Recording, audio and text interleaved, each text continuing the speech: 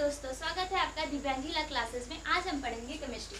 हम जैसा कि आपको पता है कि इस चैनल पर मैं जुडिशरी की तैयारी करवाती हूँ और पर आज का जो वीडियो है, आज का जो लेक्चर सीरीज होने वाला है, आने वाले दिनों में मैं इससे रिलेटेड जो भी वीडियो डालने वाली हूँ वो सिर्फ जुडिशरी के बच्चों के लिए नहीं, बल्कि आप किसी भी एग्जाम की तैयारी कर रहे हो, अगर वहाँ पे जनरल साइंस से क्वेश्चन पुटअप होता है, जनरल साइंस से क्वेश्चन पूछे जाते हैं, तो ये वीडियो आपके लिए बहुत ही इंपॉर्टेंट होने वाली है। ठीक है, तो ध्यान से देखते हैं वीडियो और शुरू करते हैं आज का लेक्चर सीरीज केमिस्ट्री।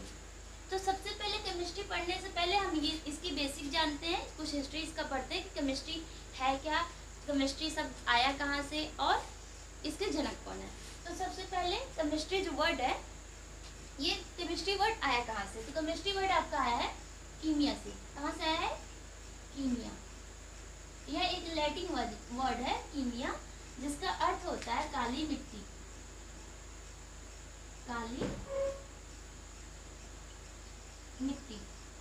तो केमिस्ट्री वर्ड कहाँ से आया है? कीमिया से, जिसका अर्थ होता है काली मिट्टी। पॉइंट वाली बात है, ये क्वेश्चन आपके पूछे जाते हैं। अगला क्वेश्चन ये बनता है कि रसायन विज्ञान के जनक कौन है? तो रसायन विज्ञान के जनक है लेवोजियर। कौन है? लेवोजियर। तो अगर ये क्वेश्चन आता है कि रसायन विज्ञान के जनक कौन है, तो रसायन विज्ञान के जनक है लेवोजियर। इसके ये तो हो गए ओवरऑल रसायन विज्ञान के जनक। पर भारत में, मतलब हमारे इंडिया में रसायन विज्ञान के जनक कौन है? तो रसायन विज्ञान के जनक पीसी राय है। कौन है? पीसी राय। इनका नाम है प्रफुल्ल चंद्र राय। क्या नाम है? प्रफुल्ल चंद्र राय। तो 4 क्वेश्चन आपका है। क्या है? पहला कि केमिस्ट्री वर्ड कहाँ से आया था? कीमिया से आया था, जिसका अर्थ होता है काली मिट्टी। इसके जनक लेवोजियर हैं और भारत में केमिस्ट्री के जनक प्रफुल्ल चंद्र राय, पीसी राय को माना जाता है। ओके, अब आगे देखते हैं केमिस्ट्री है क्या। केमिस्ट्री को हम लोग विज्ञान का विज्ञान कहते हैं। केमिस्ट्री में हम क्या पढ़ते हैं? केमिस्ट्री को हम क्या कहते हैं? विज्ञान का विज्ञान कहते हैं। और केमिस्ट्री में हम पढ़ते हैं कि किसी पदार्थ के, कोई भी पदार्थ है तो उस पदार्थ का बाह्य संरचना क्या है, उसकी आंतरिक संरचना क्या है, किससे रिएक्शन करके क्या बनाएगा। तो केमिस्ट्री में किसी भी पदार्थ के गुण, अवगुण, अभिक्रिया, अप्रक्रिया के बारे में हम पढ़ते हैं। तो क्वेश्चन यही आता है कि पदार्थ क्या है? What is matter? पदार्थ, जिसको हम मैटर या द्रव्य कहते हैं। ये द्रव्य आपका लिक्विड वाला द्रव्य नहीं है, वो क्या है? वो आपका द्रव है। ठीक है, जिसे हम तरल या लिक्विड कहते हैं। ये क्या है? द्रव्य है, जिसे हम मैटर कहते हैं। तो द्रव्य क्या है? पदार्थ क्या है? तो ब्रह्मांड में पाई जाने वाली हर एक वस्तु, चाहे वह किसी भी स्टेज में हो, वो किसी भी फॉर्म में हो, क्या है? द्रव्य है। ब्रह्मांड में आप जो भी कुछ देख रहे हो, मुझे देख रहे हो, फोन देख रहे हो, व्हाइट बोर्ड देख रहे हो, ये मार्कर देख रहे हो, ये सब क्या है? द्रव्य है। तो द्रव्य क्या है? वो सारी वस्तुएं जिसको हम महसूस कर सकते हैं, देख सकते हैं, फील कर सकते हैं, वो क्या है? द्रव्य है। तो पदार्थ क्या है? पदार्थ विश्व में पाई जाने वाली सारी चीजें क्या है? पदार्थ है। अब पदार्थ को हम कितने भागों में डिवाइड कर सकते हैं? तो पदार्थ को हम 2 भागों में बांट सकते हैं। पहला क्या है? इसके हम भौतिक गुण के आधार पर भौतिक अवस्था, भौतिक अवस्था, और दूसरा इसके हम दूसरे फॉर्म के आधार पर रासायनिक अवस्था। कौन सा स्टेज है ये? रासायनिक अवस्था।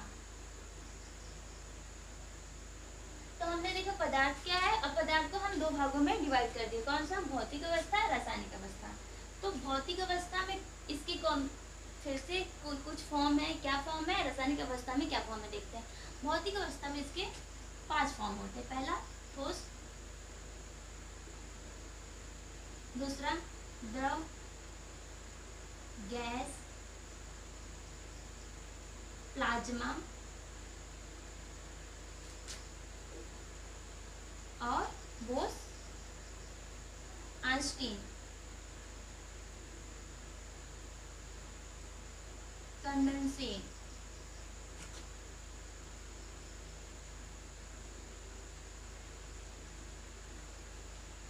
ये इसके भौतिक अवस्था हो गया 5। कौन कौन से? ठोस, द्रव, gas, plasma, Bose, Einstein, condensate. ठोस को हम क्या बोलते हैं? सॉलिड बोलते हैं। द्रव को लिक्विड, गैस को गैसी बोलते हैं, और प्लाज्मा को भी प्लाज्मा ही बोलते हैं। बोस आइंस्टीन कंडेंसेट को बोस आइंस्टीन कंडेंसेट बोलते हैं। अब देखते हैं इसकी रासायनिक अवस्था कौन कौन से। तो रासायनिक फॉर्म इसके हैं 3। कौन से? तत्व, यौगिक, मिश्रण। हम धीरे धीरे करके पढ़ेंगे एक एक को। अब ये जो पूरे वीडियो लेक्चर सीरीज है ये हम प्री पॉइंट ऑफ व्यू से पढ़ रहे हैं, ज्यादा डीप भी नहीं जाएंगे, कुछ छोड़ेंगे भी नहीं, सब पढ़ेंगे। ओके, तो देखते हैं रासायनिक व्यवस्था कौन सी हो गई? 3 है। तत्व, यौगिक, मिश्रण। और भौतिक अवस्था है आपका ठोस, द्रव, gas, plasma, Bose Einstein condensate. तो एक एक करके आगे बढ़ते हैं। ठोस क्या है? सॉलिड। सॉलिड वह अवस्था होती है जिसमें, जैसे ये मार्कर, ये क्या है? सॉलिड है। इसको हम अपने इस हाथ में लें या फिर इस हाथ में लें या फिर इसको हम कहीं और रख दें, इसके आकार और आयतन में कोई बदलाव नहीं होने वाला है। जैसे कि बर्फ का टुकड़ा देखते हो ना, तो बर्फ का टुकड़ा जो है आप हाथ में लिए रहो, बाल्टी में डाल दो, जग में डाल दो, बॉटल में डाल दो, जब तक वो गलेगा नहीं, बर्फ फॉर्म में है, आइस फॉर्म में है, तब तक उसके आकार आयतन में कोई बदलाव नहीं होने वाला है। तो ठोस क्या है? ठोस वह अवस्था है जिसमें पदार्थ के आयतन और आकार में कोई बदलाव नहीं होता। वो जिस फॉर्म में है, जिस फॉर्म मतलब क्या? फॉर्म तो उसका सॉलिड ही है, लेकिन मतलब जिस आकार का है, अगर गोल आकार का है, ये ऐसे है, त्रिभुजा है, तो जिस भी आकार का है वो उसी आकार का रहेगा। इससे कोई फर्क नहीं पड़ता है कि वो किस स्थान पे है, क्योंकि जरूरी नहीं है कि बर्फ ही हो, प्लास्टिक ये भी आपका है, हीरा है, मेटल, मतलब कोई भी चीज़ जो आपका सॉलिड स्टेज में है वो सॉलिड स्टेज में ही रहेगा जब तक उसको हम और प्रेशर देके और उसके स्टेज को ही चेंज नहीं करेंगे, उसके आकार और आयतन में कोई बदलाव होने वाला नहीं है। तो ठोस को भी हम 2 भागों में बांटते हैं। कौन कौन से? क्रिस्टलीय और अक्रिस्टलीय। कौन से? क्रिस्टलीय और अक्रिस्टलीय।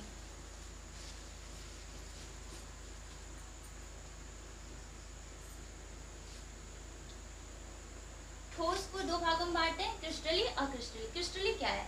जैसे कि चीनी, नमक, हीरा, ये सॉलिड फॉर्म में है और ये बहुत शाइनिंग भी करता है, ठीक है।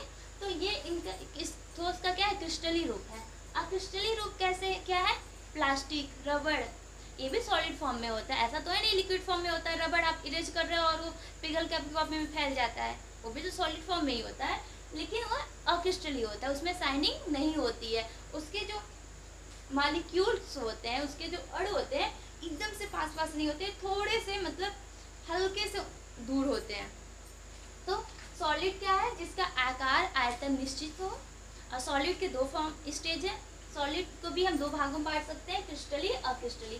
क्रिस्टलीय के लिए आप एग्जांपल दे सकते हो, चीनी, नमक, हीरा। और अक्रिस्टलीय के लिए रबड़, प्लास्टिक, ये क्या है? आपके अक्रिस्टलीय के रूप हैं। ओके, अगला देखते हैं आप द्रव। द्रव क्या है? लिक्विड क्या है? तो लिक्विड वह फॉर्म होती है जहाँ पे पदार्थ, उसका आयतन तो निश्चित होता है लेकिन आकार निश्चित नहीं होता है। जैसे कि पानी, आप एक बोतल में पानी लो, एक ग्लास लो, ठीक है। बोतल के पानी को ग्लास में डाल दो, या फिर एक बाउल लो, कटोरा लो, फिर उस ग्लास के पानी को बाउल में डाल दो। आप क्या देखोगे? पानी तो सेम है, बस वो जब अलग अलग चीज, अलग अलग स्टेज पे अलग अलग बर्तन में डाल रहे हैं, अलग अलग बॉटल में डाल रहे हैं, तो क्या वो उसी का आकार ले लेता है, उसी का शेप ले लेता है। जैसे कि अगर कोई राउंड शेप का बॉटल है, उसमें पानी डालोगे तो राउंड शेप में हो जाएगा। अगर कोई बाउल है या फिर कोई ऐसे आप फर्श पे पानी गिरा देते हो तो पूरा फर्श पे फैल जाएगा। तो लिक्विड क्या होता है, लिक्विड में आकार निश्चित नहीं होता लेकिन आयतन निश्चित होता है। तो लिक्विड में क्या है, आकार नहीं निश्चित है, आयतन क्या है, निश्चित है। आयतन क्या है, निश्चित है। अब अगला फॉर्म क्या है इसका, गैस। गैस क्या है, गैस में ना ही आकार निश्चित होता है ना ही इसका आयतन निश्चित होता है। आप जहां भी डालोगे, जैसे भी रखोगे, वो पूरा फैल जाएगा। जैसे कि आप एक बैलून लो, उसमें हवा भर दो, ठीक है। तो अगर आप इतना बैलून फुला रहे हो, ठीक है, उसकी साइज छोटी सी रखते हो, तो उतने जगह में वो उसके सारे मॉलिक्यूल्स इकट्ठे हो जाएंगे। पर उसी बैलून को आप किसी रूम खोलिए, रूम में बैलून की हवा को निकाल दीजिए, तो हम वो आपको दिखेगा नहीं, लेकिन उसके जो मॉलिक्यूल्स है पूरे रूम में फैल जाएंगे। या फिर आप उसी बैलून को, जो छोटे से बैलून है, उसके हवा को किसी बड़े बैलून में डाल दो, किसी बड़े बॉक्स में डाल दो।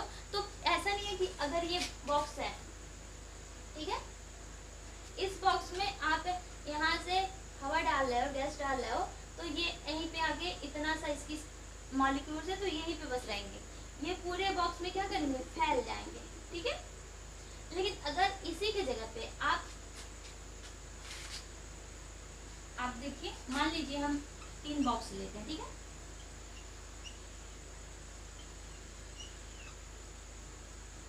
अब इसमें हम गैस डाल, इसमें क्या है, गैस है, इसमें सॉलिड है, इसमें क्या है, लिक्विड है।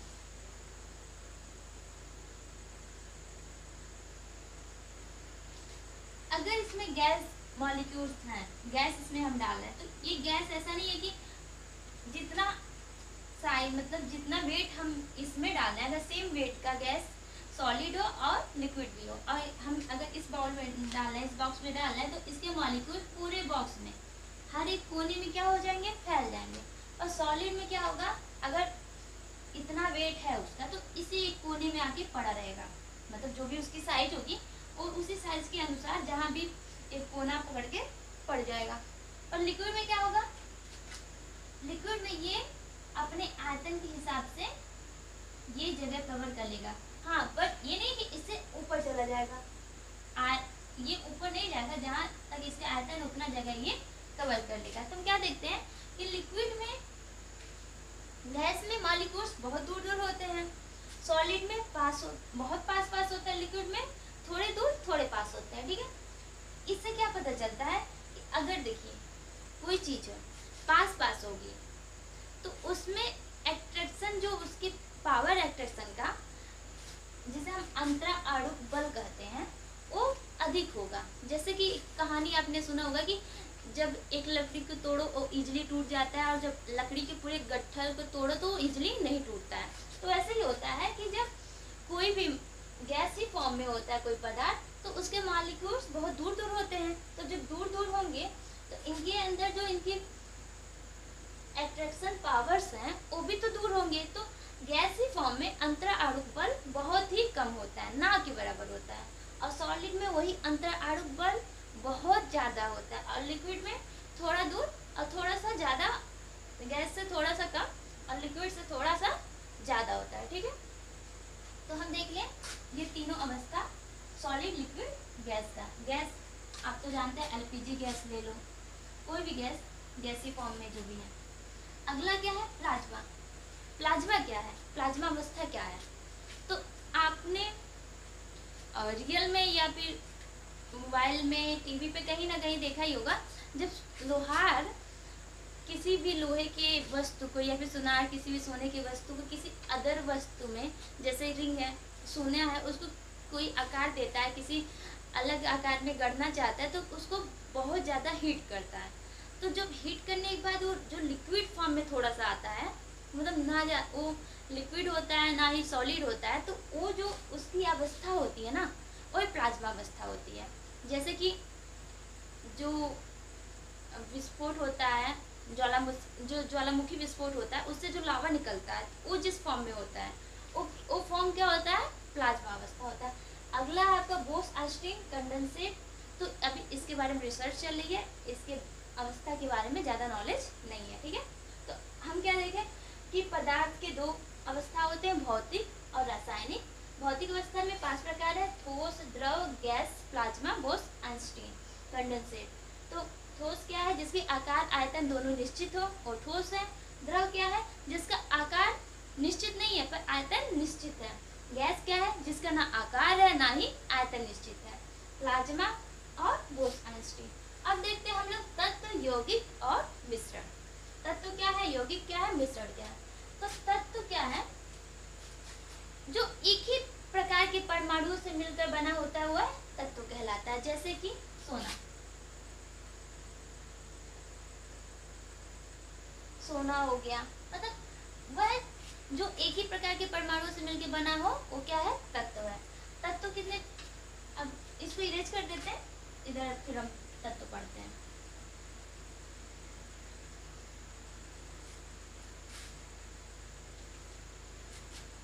ये क्या है, तत्व, एलिमेंट।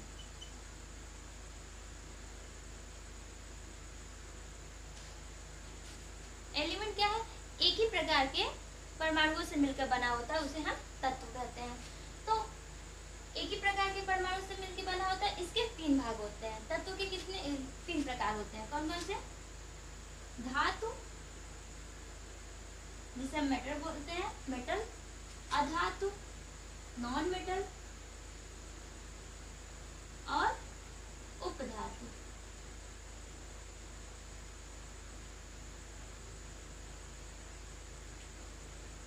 तो तत्व के कितने फॉर्म हुए हैं, धातु, अधातु, उपधातु। धातु क्या है, उपधातु क्या है, अधातु क्या है, उपधातु क्या है। तो धातु को हम क्या कह सकते हैं, सुचालक भी कहते हैं। क्या कहते हैं, सुचालक। और अधातु को कुचालक,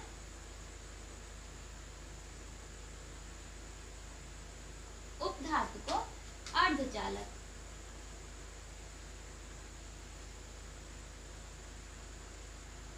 तो अगर आपसे धातु पूछे या सुचालक पूछे तो दोनों एक ही चीज है। अधातु पूछे, कुचालक पूछे, सेम चीज है। उपधातु पूछे, अर्धचालक पूछे, ये भी सेम है। तो धातु क्या होता है, धातु मेटल होता है, जैसे कि सोना। तो सुचालक मतलब जहाँ पे बहुत सुचालक मतलब चलना, सु मतलब आसान से, मतलब जहाँ पे बहुत आसानी से जाया जा सके। तो सुचालक मतलब ये करंट जो है, धातु में आपका करंट बहुत ही आसानी से ट्रेवल कर सकता है, तो ये क्या है, सुचालक है।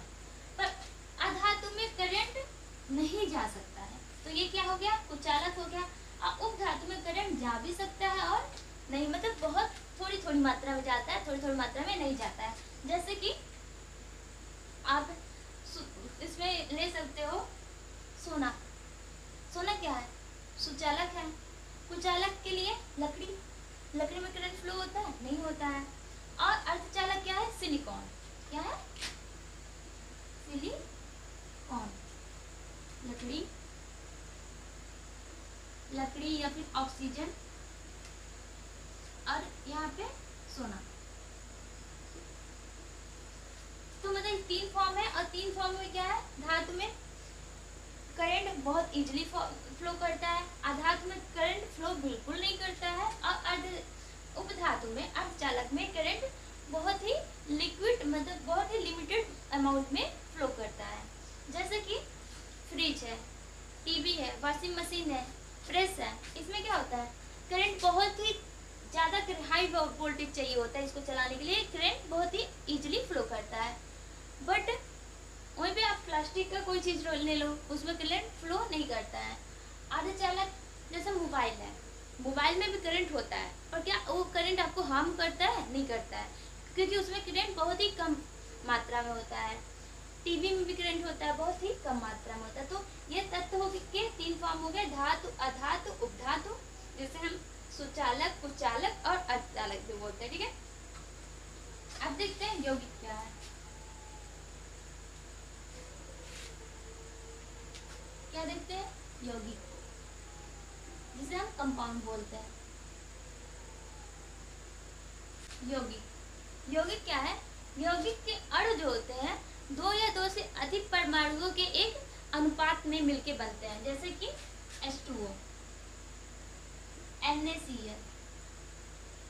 इसमें क्या है, H अलग परमाणु है, O अलग परमाणु, मतलब H अलग तत्व है, O अलग तत्व है, Na अलग तत्व है, Cl अलग तत्व है। तो दो या दो से अधिक परमाणुओं के एक सही अनुपात में मिलने से जो बनता है उसे क्या बोलते हैं, यौगिक बोलते हैं। ठीक है, यौगिक के भी दो फॉर्म होते हैं, कौन कौन से, कार्बनिक, अकार्बनिक। यौगिक के दो फॉर्म कौन कौन से होते हैं, कार्बनिक,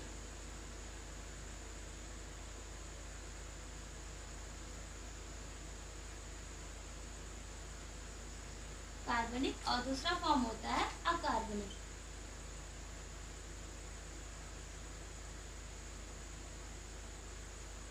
तो यौगिक के दो फॉर्म, कार्बनिक, अकार्बनिक। कार्बनिक क्या है, जिसमें कार्बन पाए जाते हैं, जैसे CO3, क्या है, CaCO3, ये क्या है, कार्बनिक है। और अकार्बनिक क्या है, H2O, NaCl। यहाँ पे कहीं कार्बन दिख रहा है आपको, नहीं दिख रहा है, यहाँ पे कार्बन नहीं है, Cl अलग है, Na अलग है, पर यहाँ पे क्या है, CaCO3, यहाँ पे कार्बन है। तो जिस तत्व, जिस यौगिक में कार्बन पाए जाते हैं उन्हें क्या बोलते हैं, कार्बनिक। जिसमें कार्बन नहीं पाए जाते उन्हें अकार्बनिक बोलते हैं। ठीक है, अब अगला देखते हैं, हमारा लास्ट टॉपिक क्या है, मिश्रण। क्या है, मिश्रण। मिश्रण क्या है, किसी भी चीज का जब दो या दो से अधिक वस्तुओं को मिलाया जाता है तो क्या बनता है, मिक्सचर बनता है। ठीक है, सेम इजीली आपका डेफिनेशन है, दो या दो से अधिक वस्तुओं को मिलाने से मिश्रण बनता है। ठीक है, अब वो मिश्रण कैसा है, किस चीज का मिश्रण है, डिपेंड करता है, उसको देखने के बाद उसे फिर से देख के हम पहचान सकते हैं। जैसे कि मिश्रण के दो फॉर्म होते हैं, कौन कौन से, समांगी मिश्रण,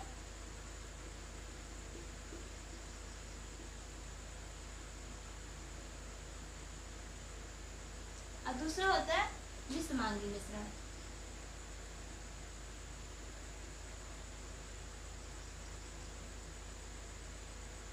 विषमांगी मिश्रण, ठीक है। तो समांगी मिश्रण क्या है, जब दो या दो से अधिक तत्वों को, दो या दो से अधिक तत्व को या फिर दो से अधिक वस्तुओं को एक समान अनुपात में मिलाते हैं तो समांगी मिश्रण बनता है। अब जब दो या दो से अधिक वस्तुओं को एक किसी भी अनुपात में मिला दे तो वह विषमांगी मिश्रण बनता है। समांगी मिश्रण जैसे शरबत, अब विषमांगी मिश्रण में जैसे कि पानी में रेत मिलाना, क्या, पानी में रेत। अब देखिए, अगर आप चीनी, पानी और नींबू का शरबत बना देते हो तो उसको इजीली अलग कर सकते हैं, नहीं कर सकते हैं।